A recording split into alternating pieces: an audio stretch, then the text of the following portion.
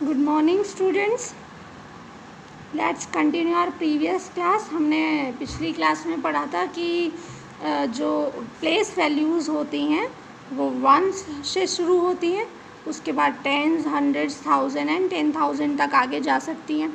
ठीक है, ये प्लेस वैल्यूज़ हमने पिछली क्लास में ही पढ़ी थी। ठीक है, अब हम क्या करेंगे, हमें अब पढ़ना है कि नंबर नेम्स किस तरह से बनाए जाते हैं ना।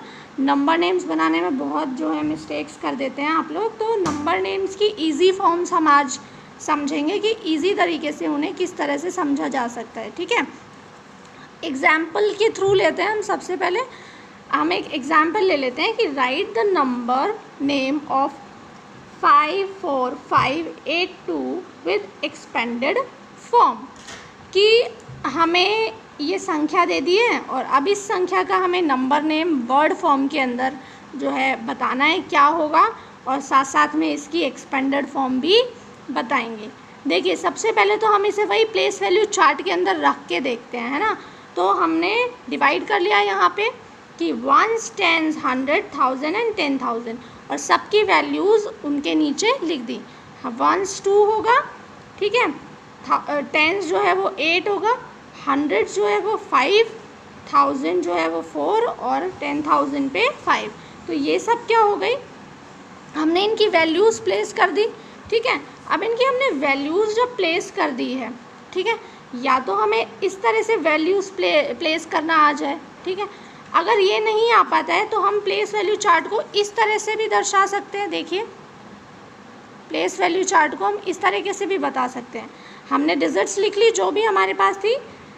जो 2 है वो 1s डिजिट है, 8 है वो 10s डिजिट है, 5 है 100s डिजिट है, 4 जो है 1000 डिजिट है, और 5 जो है वो 10,000 डिजिट है।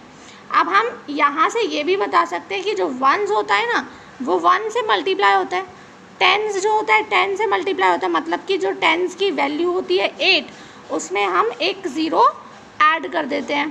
ठीक है, 100 की जो वैल्यू है हमारे पास 5, उसमें हम डबल ज़ीरो ऐड कर देते हैं। फिर हमारे पास जो 1000 की वैल्यू है 4 हमारे पास 1000 की वैल्यू है, यहाँ पे हम 3 ज़ीरोज़ ऐड कर देंगे। और जो हमारे पास 10,000 की वैल्यू है 5, इसमें हम 5 जो है 4 ज़ीरोज़ जो है ना ऐड कर सकते हैं, या फिर 10,000 से मल्टीप्लाई कर सकते हैं। तो प्लेस वैल्यू चार्ट जो होता है उसे हम इस तरीके से भी दिखा सकते हैं और इस तरीके से भी दिखा सकते हैं। अच्छा, प्लेस वैल्यू चार्ट में एक और चीज़ होती है, फेस वैल्यू। फेस का मतलब समझते हैं ना आप सब लोग, फेस मतलब क्या होता है, चेहरा।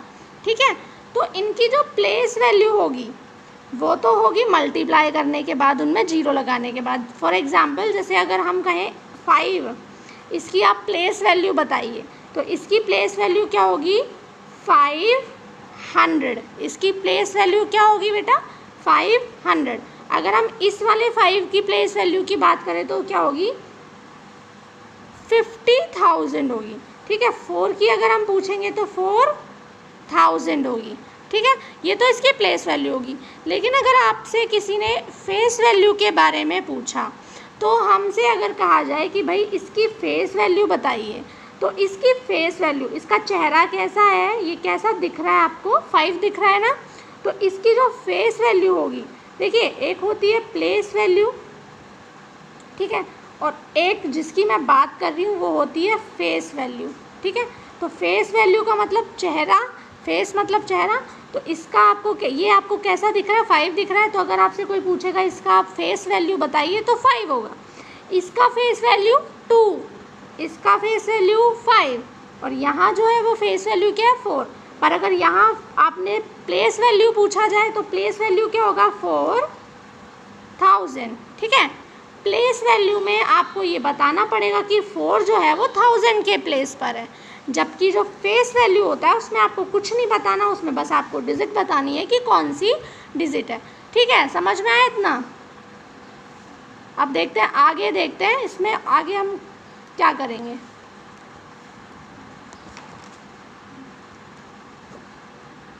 प्लेस वैल्यू फेस वैल्यू के आगे एक्सपेंडेड फॉर्म आती है। ठीक है, एक्सपेंडेड फॉर्म, हमने अभी जो एग्जाम्पल लिया है वो एग्जाम्पल क्या था आपको, वो एग्जाम्पल था हमारे लिए 5, 4, 582 का। इसकी ही हमने नंबर नेम पूछी थी और इसी का एक्सपेंडेड फॉर्म पूछा था। तो अभी जब हमने प्लेस वैल्यू चार्ट बनाया तो उससे हम समझ गए कि इसका एक्सपेंडेड फॉर्म क्या होगा। हमने वंस लिखा, टेंस का डिजिट लिखा और 10 ऐड करा, फिर 100 के लिए 00 ऐड कर दिए, 1000 के लिए 000 ऐड करे और 10,000 के लिए हमने 40 ऐड करके डिजिट लिख दी। ठीक है, तो ये तो क्या हो गया, इसका एक्सपेंडेड फॉर्म हो गया। अब इस एक्सपेंडेड फॉर्म के बाद हमें ये देखना है कि इसका वर्ड फॉर्म कैसे लिखते हैं या इनका नंबर नेम किस तरह से लिखते हैं।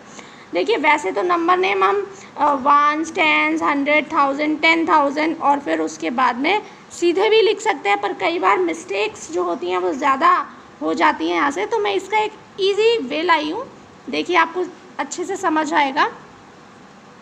देखिए, हमारी एक्सपेंडेड फॉर्म ऐसे लिख दी हमने अलग अलग, यहाँ 2, ये 80, ये 500, ये 4000 और ये 50,000।